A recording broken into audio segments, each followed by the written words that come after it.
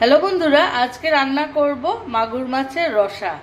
মাছটাকে কেটে ধুয়ে নুন, হলুদ, শুকনো লঙ্কার গুঁড়ো আর সর্ষের তেল মেখে রেখে দিয়েছি। এখন ভেজে নেব।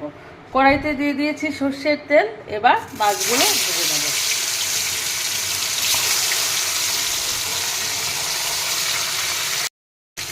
মাছগুলো ভাজার সময় অল্প ঢেকে দেব, নয়তো গায়ে ছিটবে।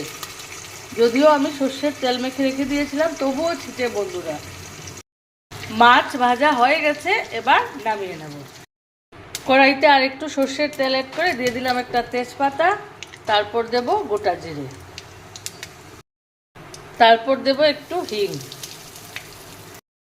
এবার দিয়ে দেব আদা। আমি গ্রেট করে দিয়েছি, আপনারা চাইলে বেটেও দিতে পারেন। এবার একটু কষিয়ে নেব।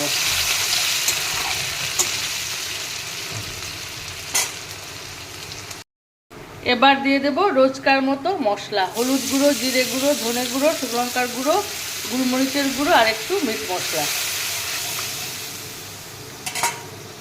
আর দিয়ে দেব এক মুঠো মটরশুঁটি। এবার কষিয়ে নেব। এই মাগুর মাছের রসাটা রান্না করার জন্য আমি ছোট আলু সিদ্ধ করে ছুলে তারপর একটু থেতলে নিয়েছি বন্ধুরা। মশলাটা মোটামুটি কষানো হয়ে গেছে। এবার অর্ধেক টমেটো দিয়ে দেব,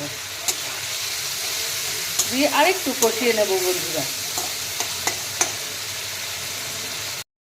এই পর্যায়ে আলুগুলো অ্যাড করে দেব। আপনারা চাইলে ডুমো ডুমো করে বড় আলুও কেটে দিতে পারেন।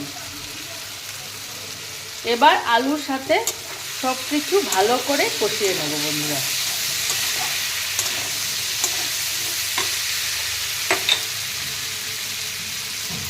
দিয়ে দেব পরিমাণ মতো নুন।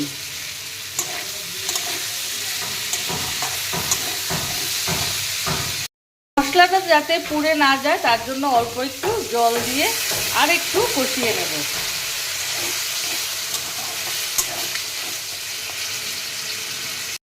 দিয়ে দেব কাঁচা লঙ্কা।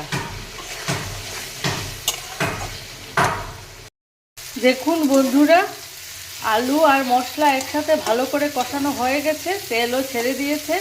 এবার অ্যাড করে দেব জল।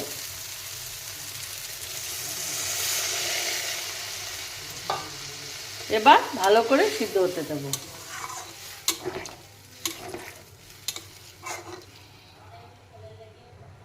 পেঁয়াজ রসুন কিন্তু বন্ধুরা আমি ব্যবহার করিনি। তাজা মাছে এইরকম পেঁয়াজ